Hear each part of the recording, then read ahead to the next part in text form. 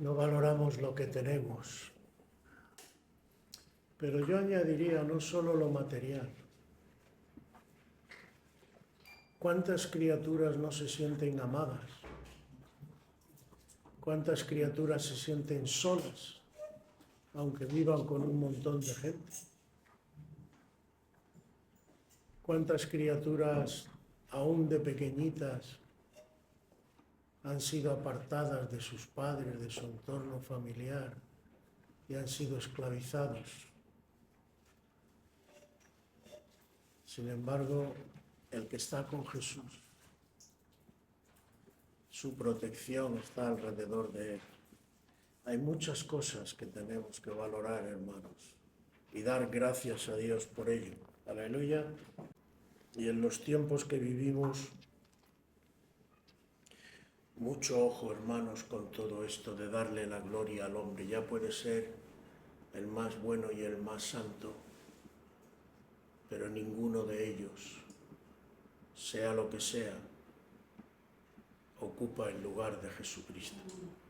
Aleluya. Bueno, hemos leído un texto en 2 Timoteo, que ya de entrada, al ser la epístola a Timoteo, Timoteo sabéis que era un siervo de Dios, ¿verdad? Y el que se la escribe, que es el apóstol Pablo, era otro siervo de Dios, un apóstol. Entonces estamos hablando entre dos siervos de Dios que se están hablando el uno al otro. Digo esto porque aunque en realidad la palabra de Dios es para todos, pero igual que pasa en la vida natural, es una lógica natural que Dios ha establecido en las cosas. Hay cosas que si tú no lo vives o no lo has vivido o no participas de alguna manera de ello, pues por lo menos te cuesta entender. Porque si yo, por ejemplo, ahora mismo me pusiera a hablaros de fotocopiadoras, que fue lo que yo, en lo que yo trabajaba en el servicio técnico cuando trabajaba ya, ahora trabajo más pero jubilado, pues supongo que os quedaríais sin entender nada, ¿no? Si yo os dijera, por ejemplo, que el tóner tiene carga eléctrica y que el revelador tiene la carga contraria para atraer al tóner y todo esto, ¿de qué me está hablando este hombre, no? Es pura lógica humana, ¿no? Y también pasa con los siervos de Dios, ¿no? Lo mismo que en la vida natural, yo estoy seguro que si Estefan y yo hablamos algunas cosas, a vosotros os pueden resultar un poco a chino, o os pueden resultar raras y extrañas, porque que yo sepa de los demás, ninguno habéis tenido la responsabilidad de tener que guiar en nombre del Señor, casi nada, a un grupo de personas, ¿no? Una congregación. ¿Y por qué digo esto? Porque las cosas que se dicen en ciertos círculos pueden tener más importancia que las que se dicen en general, porque puedes tener otra franqueza y otra forma de enfocar porque te entienden y te comprenden de lo que hablas, ¿no? Pero la palabra de Dios es para todos. Y aunque tenga matices, quizás esos matices lo que nos deben de guiar es a entender mejor lo que se nos quiere decir. Pero nunca decir, esto es para esta gente solamente, para los siervos, no. Porque los criterios de Dios son para todas las personas y nunca sabemos lo que el Señor puede hacer en un momento determinado con tu vida.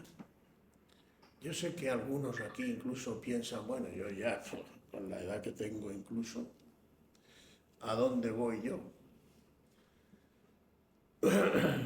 Mira, hay una cosa que te voy a decir, tú haz lo que quieras, pero te lo voy a decir a lo bruto. Las matemáticas de Dios nunca son las matemáticas de los hombres.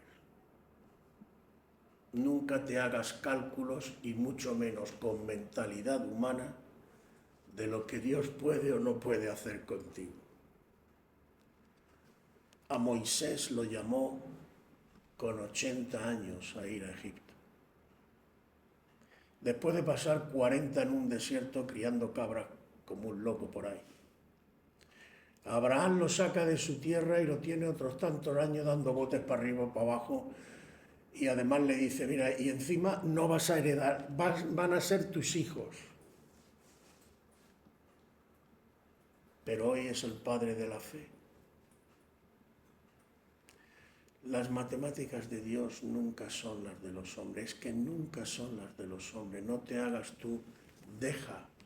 Esa es otra cosa, la palabra de Dios. A mí me hace gracia, hombre, tenemos que usar palabras para entendernos, yo lo sé, ¿no? Y que esa es otra también, cuando cogemos la Biblia a veces queremos ya... Pero me hace, por ejemplo, mucha gracia la palabra teología, porque teología significa el estudio de Dios. Y ahora yo os pregunto, ¿quién es el guapo que es capaz de estudiar a Dios? ¿Veis? Se entiende de qué va, ¿no? Pero si lo tomas literal, dice, bueno, ¿y quién es el guapo que lo va a hacer? Nadie puede estudiar a Dios. Esto es un libro revelado.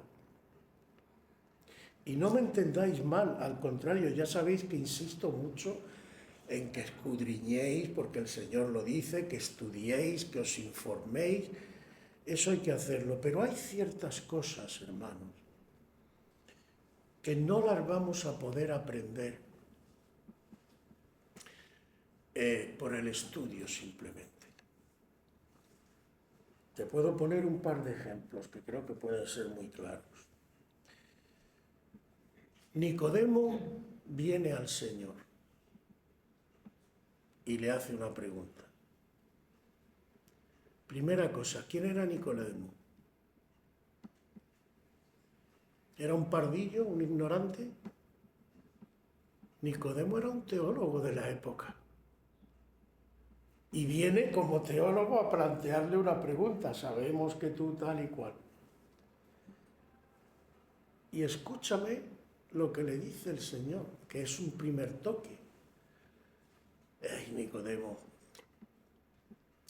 si no naces de arriba literalmente, pero bueno, se entiende, si no naces de nuevo, cógete bien lo que dice. No puedes ver el reino de Dios, ver. Lo puedes tener delante, pero no lo vas a ver. Tú tienes que experimentar un cambio. Aleluya. Hay cosas en la palabra y yo llamo, esto es algo mío, yo lo llamo así, yo llamo cositas, piedrecitas las llamo yo, que el Señor pone a lo largo de toda la palabra, que aunque estudies, y vuelvo a decir, no quiero que se me entienda mal, porque también se puede utilizar como excusa para no estudiar y no prepararte, no voy por ahí. Pero hay cosas que aunque estudies, no las vas a poder aprender y mucho menos ver. Por ejemplo, en una ocasión el Señor, en una discusión con los escribas y fariseos, estaba ya hasta las narices el Señor de todas las preguntas muy teológicas y tal, pero era para buscarle. Y el Señor se harta y le dice, mira, ahora os voy a hacer yo una pregunta, hombre. A ver, ¿de quién era hijo o de quién es hijo el Mesías? El ungido que tiene que venir. De David, claro, todos, David. Y entonces el Señor los enfila bien y les dice, muy bien, habéis respondido bien teológicamente. Y ahora yo te pregunto, si era hijo de David, ¿por qué el mismo David, y todos sabemos según las Escrituras quién es el mayor y quién es el menor, le llama Señor? Y un judío no llama Señor nada más que a... Y ahí está el Salmo que dice, creo que es el Salmo 2, bueno, no me acuerdo, lo buscáis, así os sirve. Dijo el Señor a mi Señor. Dijo Adonai a Adonai.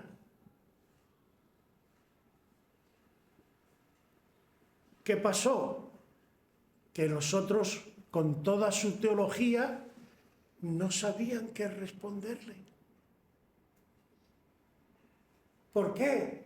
Porque como le dice a Pedro, esto no te lo ha revelado carne ni sangre, esto no viene de lo humano, ni del estudio humano, ni del saber humano. Esto viene por revelación directa del Espíritu Santo a tu vida. Amén. Eso quiere decir que hay cosas en la palabra del Señor que solo mediante el trato, la comunión con el Espíritu, vas a poder recibir. No lo vas a poder recibir de otra manera. ¿Qué dice 1 Corintios capítulo 2? Porque cosa que ojo no vio, ni oído oyó, son las que Dios ha preparado, ¿para quién? Y fíjate la palabra que usa ahí. ¿Qué dice el texto? Para los que tienen fe. No, no dice para los que tienen fe. Para los que estudian mucho. No. Entonces, para los que le aman. ¿Qué idea te sugiere a ti esto? Que hay cosas que solo Dios va a revelar a aquellos que de verdad tienen una intimidad con Dios de amor, de estrechez, de estar ahí pegado a Dios.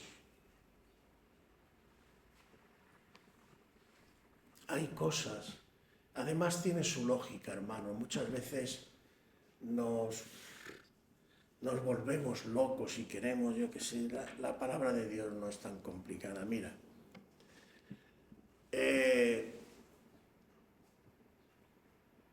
¿por qué hay gente que va a venir en el día postrero y le va a decir al Señor, Señor, en tu nombre echamos fuera demonios, en tu nombre hicimos milagros, en tu nombre no sé cuánto?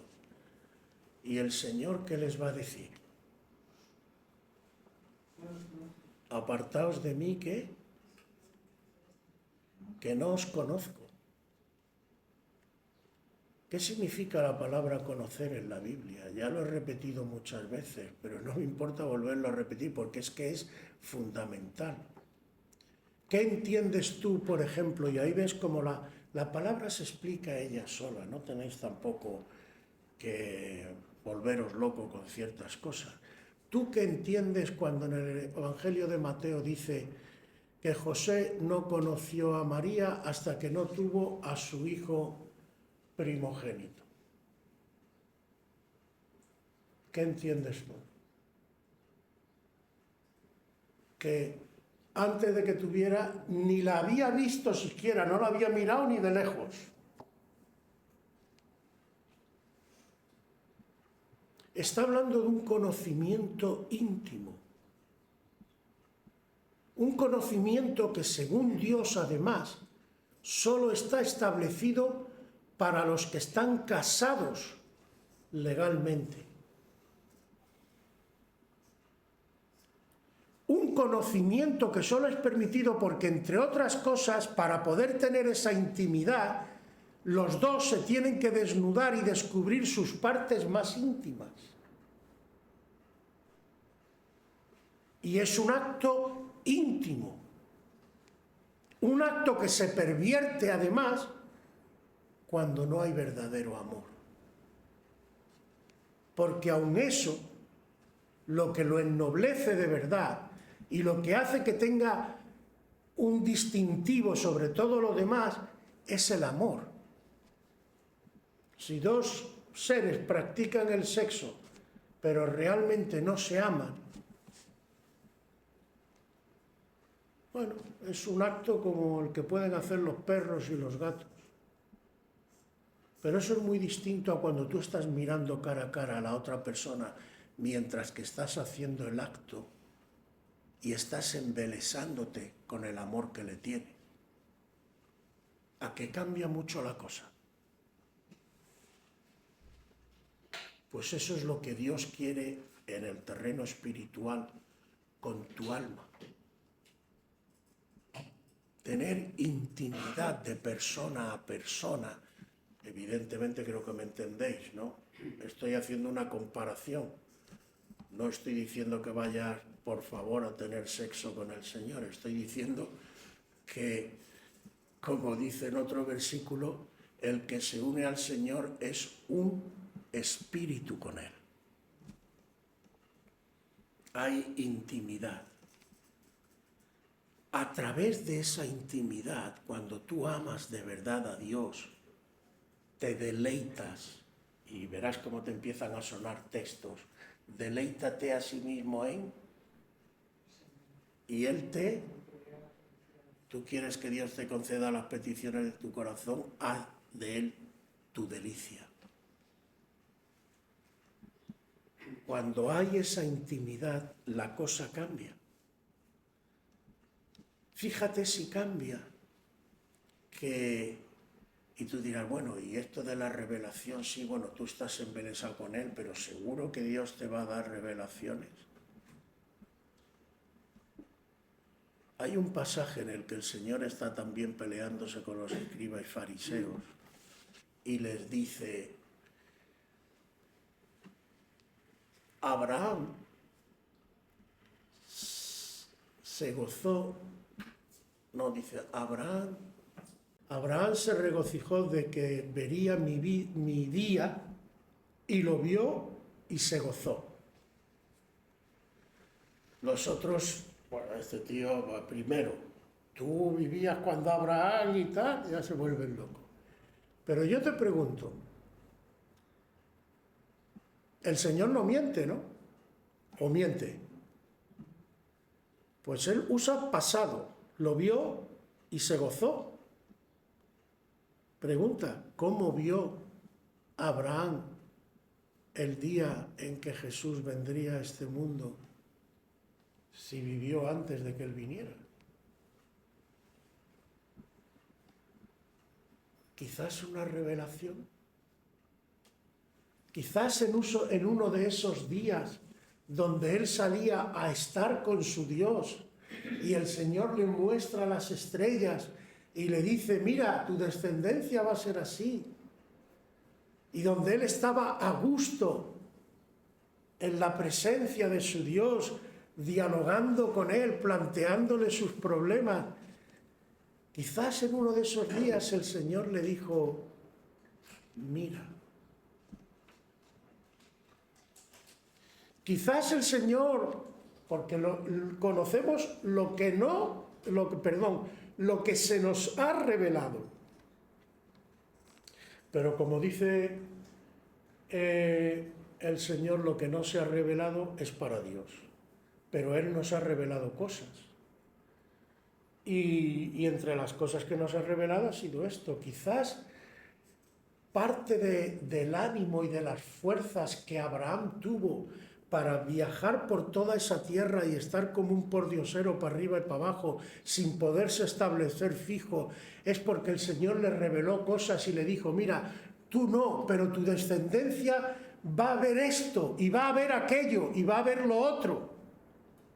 No lo sabemos, pero es muy posible. De seguro que, tal como lo dice el Señor, lo que tenemos que tener claro es que Dios le reveló cosas a Abraham. Algunas Dios ha permitido que sean reveladas Y otras, como le dijo, por ejemplo, al apóstol Juan y al apóstol Pablo, tales cosas no me es permitido revelar porque se me han dado para que yo las guarde. Que esa es otra. A veces también escucho mucho hoy en día, ay, el Señor me ha revelado y a lo mejor lo largas ahí. Bueno, si el Señor te ha revelado algo, quizás también tendrías que ser prudente y pedirle primero al Señor si hay que revelarlo o no hay que revelarlo. Hay cosas que conviene revelar y hay cosas que a lo mejor no es el tiempo o son solo para ti, para tu persona. Pero claro, toda esta serie de cosas a algunos le pueden resultar incluso a chino, porque la clave es muy fácil, o es sencilla, pero no todos la practicamos como debiéramos. ¿Cómo está nuestra intimidad con Dios? Porque ¿qué es el verdadero cristianismo, hermano? Otra cosa que hoy no nos partimos la cara incluso. ¿Cuál es la iglesia verdadera? ¿Cuál es la denominación que es más fiel y cuál no sé cuánto? Primero, la iglesia. ¿Qué idea tenéis vosotros de la iglesia? ¿La iglesia es una organización? ¿O un organismo? La iglesia es algo vivo, ¿no? Mirad lo que nos dice el texto que hemos leído hoy. El fundamento de Dios está firme. Aunque veáis que los hombres manipulan las cosas, incluso dentro de la iglesia y todo, dice, teniendo este sello, una cosa que está sellada, el fundamento está firme, teniendo este sello.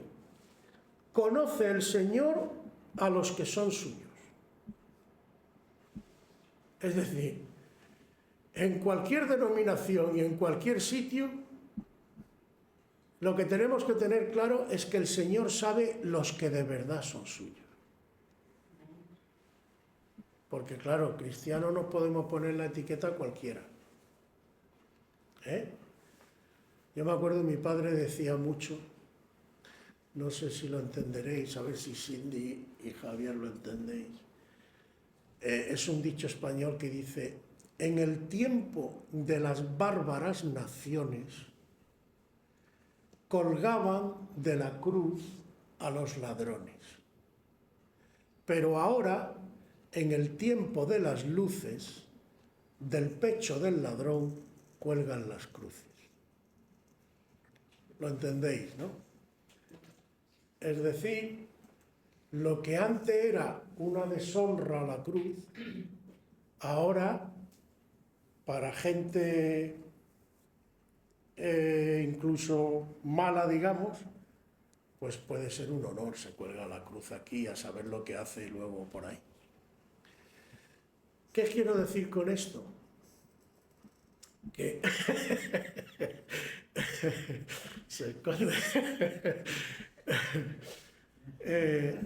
lo que quiero decir es que externamente podemos, también en otras ocasiones se dice, muchos son los llamados, pero pocos los escogidos, ¿no?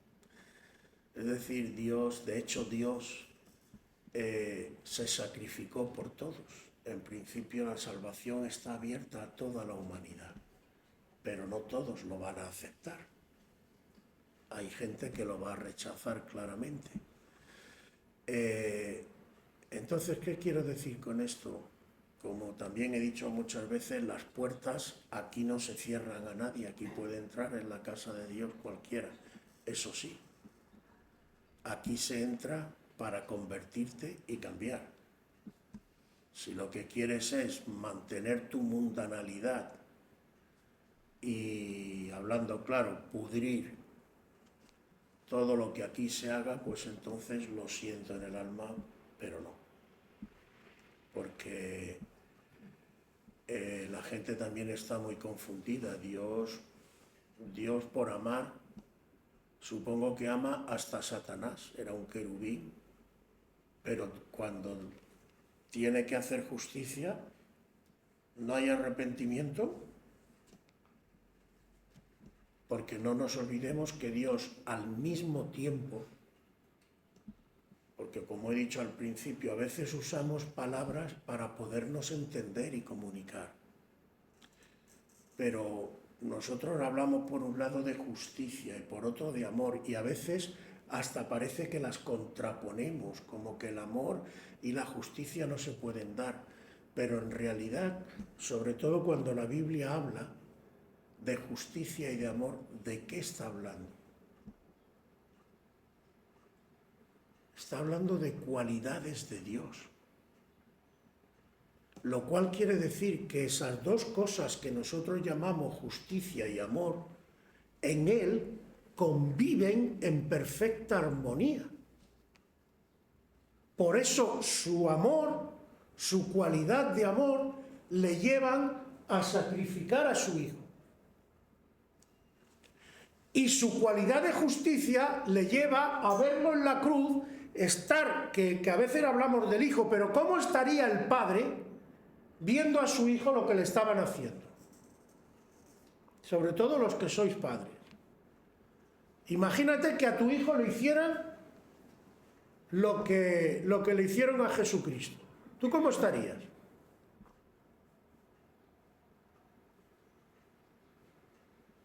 Y el Padre lo permitió.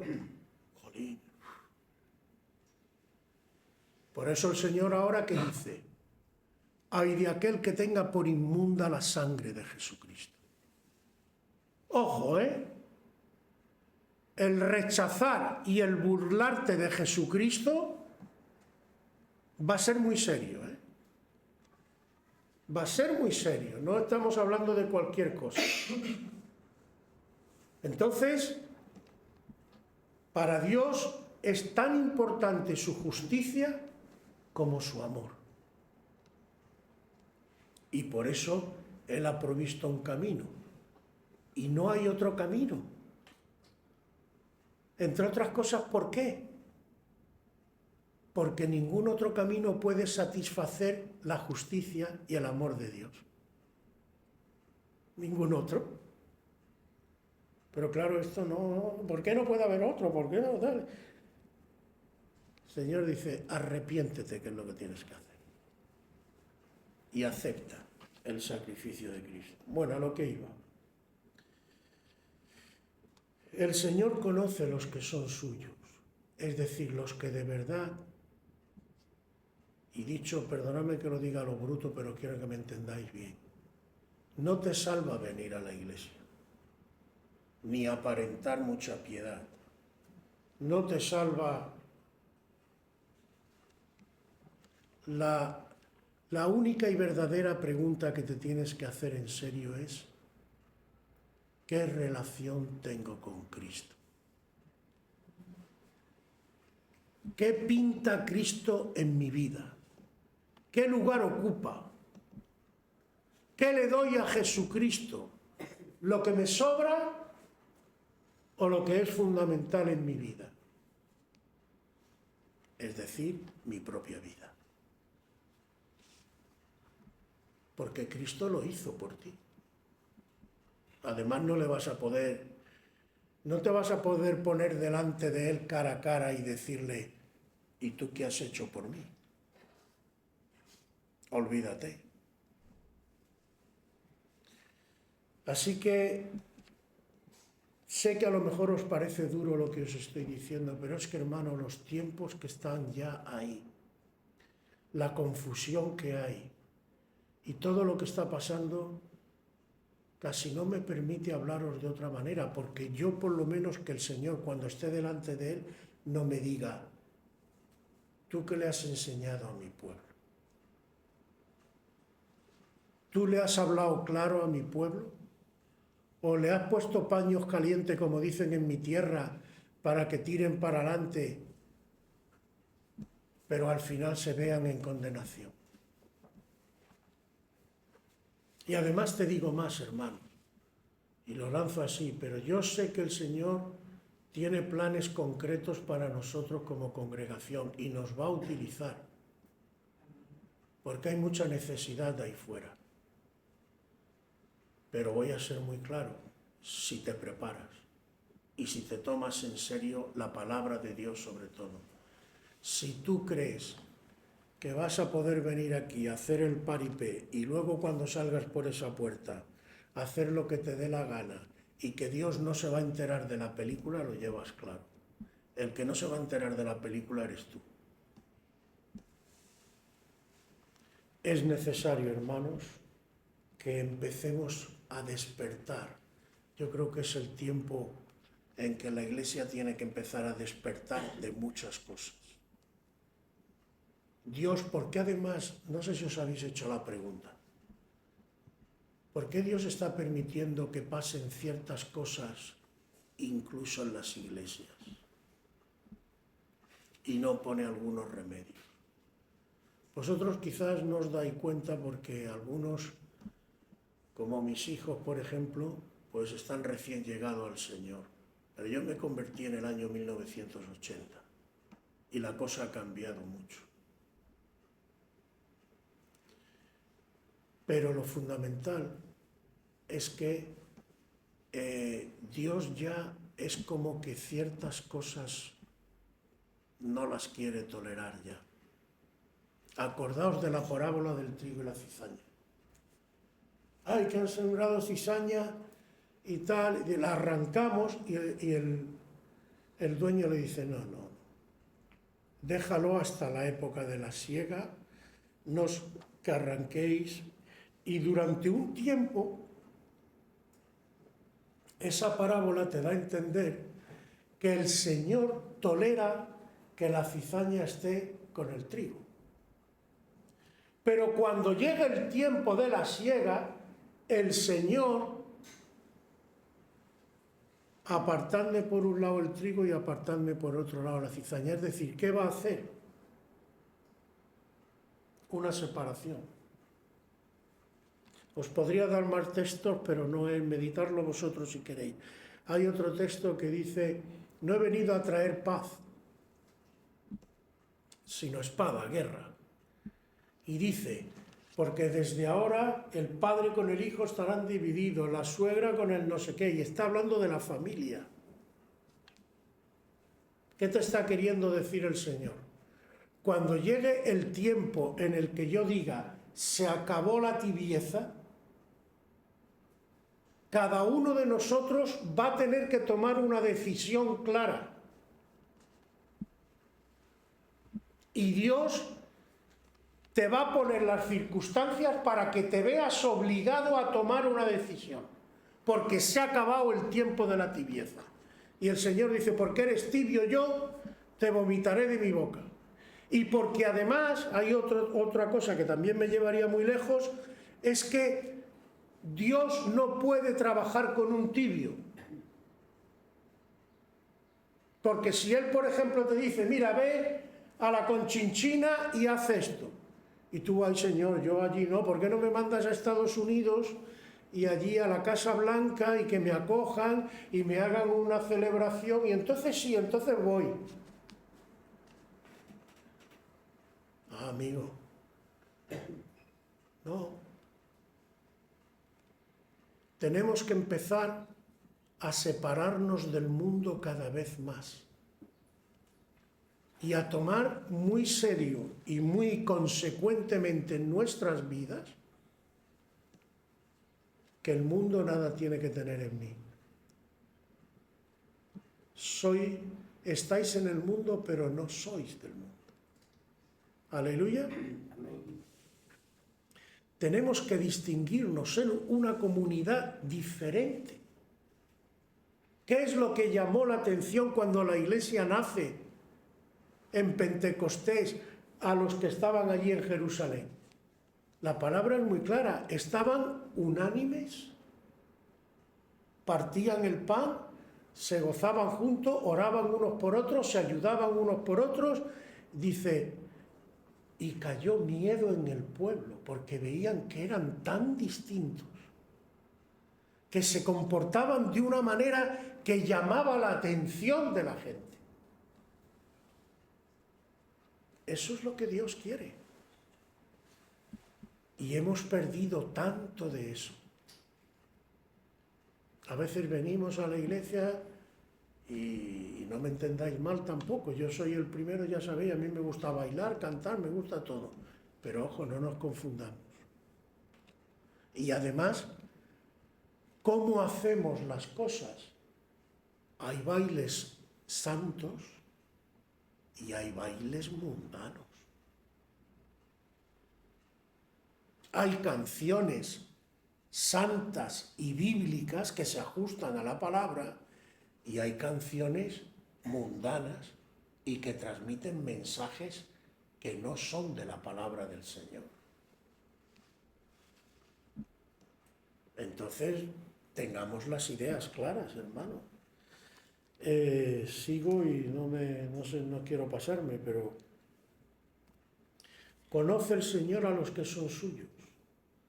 Este es el fundamento. Los que de verdad están en Cristo le buscan en intimidad. Dice, y apártese de iniquidad todo aquel que invoca el nombre de Cristo. Apártate de iniquidad. Busca intimidad con el Señor, busca que el Señor obre con su poder y cambie tu vida. Tu vida tiene que cambiar. Un organismo, ¿por qué la iglesia es un organismo y no una organización? Porque una organización, en el mejor de los casos, es una estructura. Yo estoy aquí, ahora me toca hacer esto, ahora me toca hacer lo otro, y si no estás preparado para hacerlo, ¿qué? Y los cristianos, bueno, yo ya he aprendido las 4 reglas, ya sé que la salvación es por la fe, no es por obra, ¿vale? Bueno, te sabes todo el recetario, te lo sabes. Pero tu vida es un desastre. Y sales por la puerta y a lo mejor te vas al club de la esquina y le pones los cuernos a tu mujer. Pero yo voy a la iglesia todos los domingos. Venga, va. Cuéntale el cuento a otro. Entonces, hermanos, un cristiano, no hay más triste para mí que un cristiano que está con encefalograma plano, siempre igual. Me sé las 4 reglas y caigo en los mismos errores y en las mismas cosas. Un cristiano tiene que estar creciendo toda su vida. Toda su vida. La Biblia lo describe así. Cuando tú naces de nuevo, ¿qué eres? Un bebé en Cristo. ¿Y qué quieres? ¿Quedarte toda tu vida de bebé? Con 25 años, mamá, dame el pecho. Quítame los calzoncillos, límpiame tú, mamá.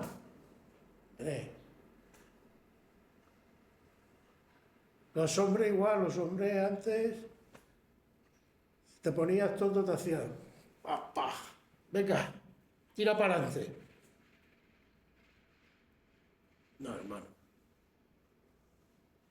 No podemos ser bebés en Cristo toda la vida. Además te digo una cosa, eso es un autoengaño.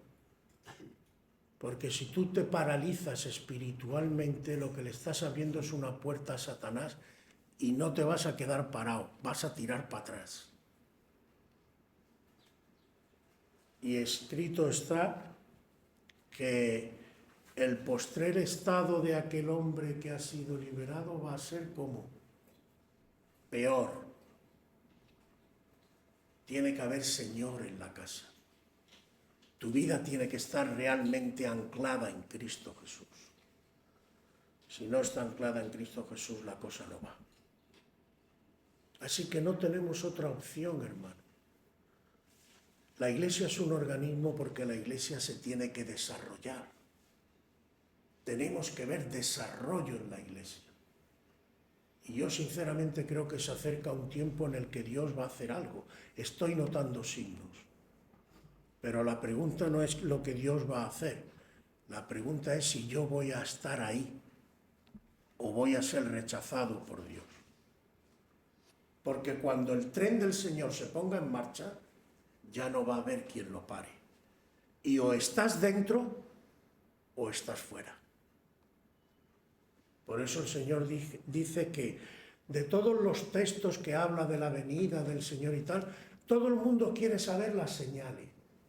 Yo digo, bueno, ¿qué hay en sus mentes? Supongo que lo que están pensando es, si yo me sé todas las señales, justo 5 minutos antes de que el Señor venga, yo hago el paripé de que me he arrepentido para que el Señor me lleve con Él.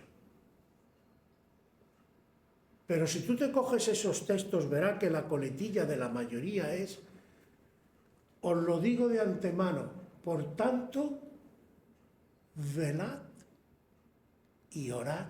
¿Para qué?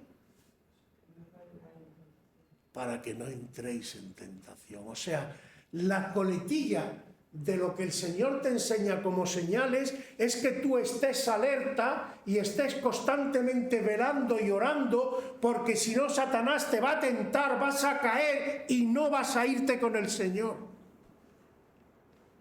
¿Lo tenemos claro?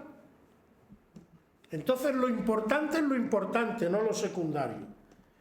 Apártese de iniquidad todo aquel que invoca el nombre del Señor.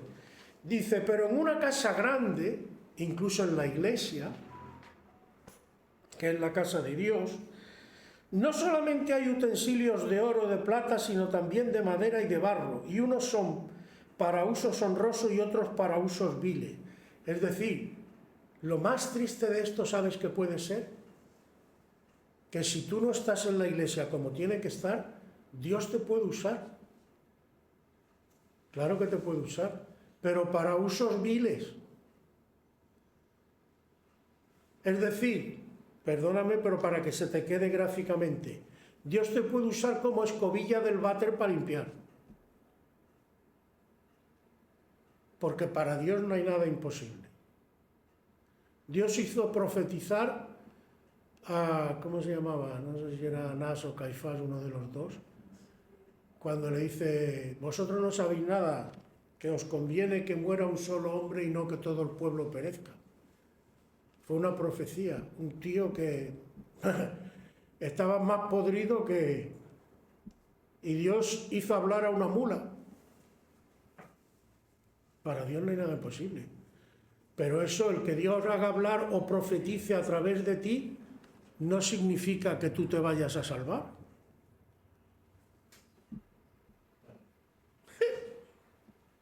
El mismo apóstol Pablo dice, cojo mi cuerpo y lo pongo en servidumbre, no sea que habiendo sido yo heraldo para otro, yo mismo venga a ser reprobado.